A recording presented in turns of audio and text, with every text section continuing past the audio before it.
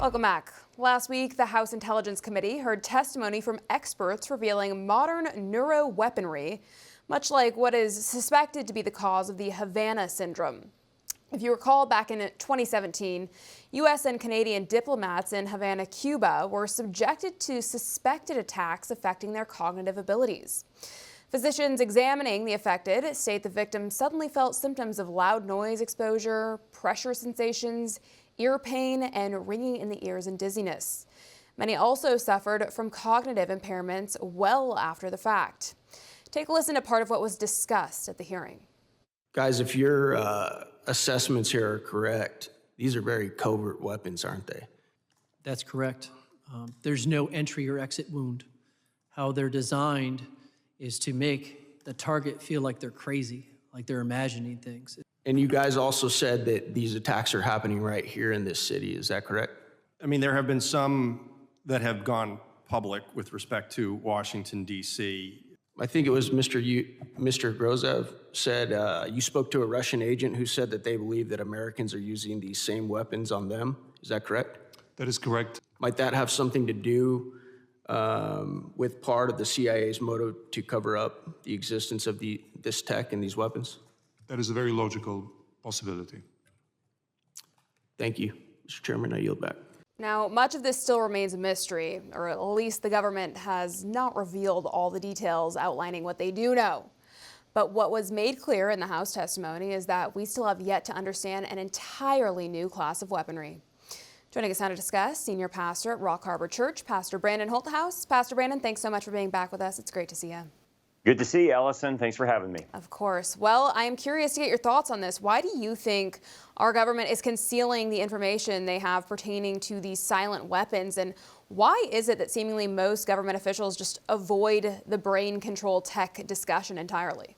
No, because they know exactly what's happening. They have been working on these kinds of technologies to be able to do this. I mean, think about if you could make someone feel crazy, right, and disturb them, and throw them off balance. You could do this to political opponents. You could do this to entire people, voting blocks. So this is not out of the realm of these very nefarious people, like in the CIA and these other types of secret societies and institutions of our government. We're now finding out the use of AI can be used against people.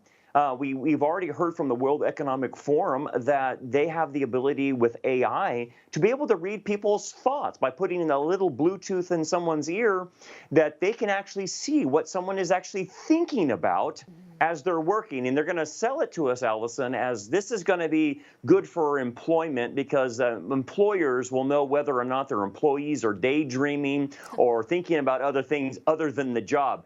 But what is it saying? It is saying that they now possess the ability to read our thoughts and now weaponize us with acoustical types of things that can be sent to us that throws us off balance or makes us feel crazy. This is all, where is it going? All about controlling the narrative, controlling people.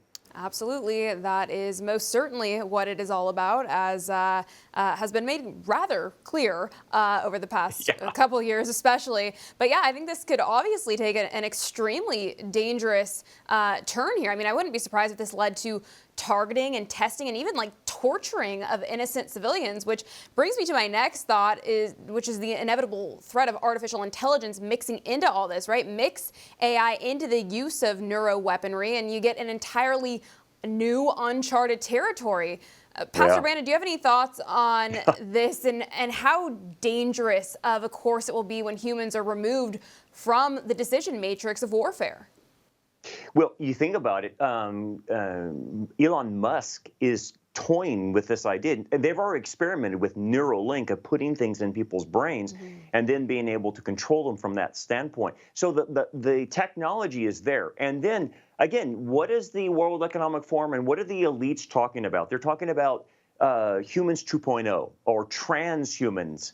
And the whole idea is that we would have these biological sensors in our bodies, and then they could read our thoughts, know our emotions, know whether we're hungry or not, or anything like that. And so now it's a warfare of information. They will have everything on you. They will know we're coming and going. And so this kind of warfare, this kind of being able to target individuals. And think about this. There is no way to detect. There's no entry point. There's no exit point like a bullet would have. Yeah. They could just target somebody, and they're saying, yeah, he went crazy. Yeah, I'm sorry. We and then turn a kill switch on somebody, and them lose a thread. Now, where is this all going? Prophetically, we have to understand this. Yes. This is going eventually into the hands of the Antichrist in the future. That he's going to be able to control the system and control every human being. And what we're seeing, Alison, is the technology exists for one man to control the entire world like this. Yeah, I think that you're spot on. That's exactly what this is all about. It certainly is frightening. And, if our government actually wants to be of use and be helpful for a change, I think they should get involved and, start investigating this and warning at least about the dangers of where this is going. But, of course, I don't think the government is really ever here to help, unfortunately. You're right. You're but, right. I do think it's interesting because over 20 years ago, I think it was Steven Spielberg's film Minority Report came out that sort of pre-programmed and predicted a coming age of total surveillance and predictive policing, or policing of policies, really, just completely upending the right to due process. Now there's an interesting story. There are thousands of criminal cases facing legal challenges because advanced AI was used in the tracking down and evidentiary proceedings against multiple defendants. What are your thoughts on this? Are we just on the precipice of a modern-day Minority Report surveillance grid where we are judged before our actions? And have they already primed this path by government and tech collusion to cancel so many of our social media and bank accounts, thereby, excluding many from ever even interacting in this ever-changing world? You hit the nail on the head. It is charging people criminally without them doing the act. Mm-hmm. So it's the concept of the thought police. Now, China is already doing this, Alison. Yeah. So they are the model for the United States or any other government that wants to be able to control its people. And so, yes, the thought police, the idea that we will criminalize you even before you do anything wrong because you don't fit the narrative. Imagine this. The AI has the ability to tell how you're emotionally reacting to something. So, for instance, like as a Christian, if they put in front of you a scenario of, do you support gay marriage? They could actually read your emotions towards that and say that person's red flagged, mm-hmm. and that person is persona non grata. They're not going to be able to go to college. They're not going to be able to have a job at a certain sector of society. This is the ultimate control prison. It's a prison without walls, Alison, to where they can basically enslave you and you can just stay at home. They don't need a prison anymore because they can control the technology around you. And then think about this. The AI would be connected to your buying and selling, mm-hmm. and your banking and how you spend your money. So they could easily say, you know what, we're not going to let you purchase anything anymore or purchase this or whatever. It's the ultimate control and not having to put you in a prison. Yeah. It's a prison without walls. Exactly. And none of these tyrants will ever be held accountable because, as you mentioned, there's no evidence of them doing this through these silent neuro weapons. It is just truly terrifying, to say the least. But with all that we've discussed here, Pastor Brandon, and given that today is actually the 76th anniversary of the modern state of Israel, I'd love for you to speak to the parallels of what the Bible describes in the last days before Jesus' return. Yeah, and God's timepiece is Israel. And so what we're watching around the world, Alison, is this global anti-Semitism coming against Israel. And even the Biden administration is becoming the most anti-Semitic administration we have ever seen. Now, think about this. What prophecy predicts is that Israel will be isolated, and they will go into the tribulation period in this isolated state and then do a deal with the devil, so to speak, the Antichrist. And think about this. The best friend for Israel will be the Antichrist, who then turns on them. But this is where it's going. So the trajectory that we're seeing, this anti-Semitism, Israel's fighting alone. And now the daylight is showing between the United States and Israel, and Biden's saying, I'm not going to give you any weapons if you go into Rafah. This is exactly what the Bible predicts, the isolation of Israel. before she gets into the tribulation. Yeah.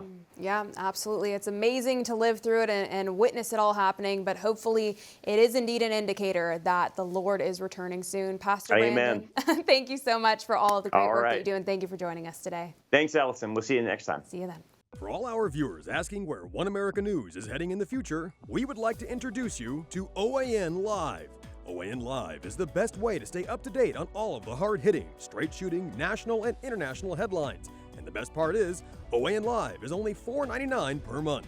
All the credible, honest, unbiased reporting One America News offers at a fraction of the cost of cable. Just go to OANN.com to easily sign up for OAN Live and stay informed.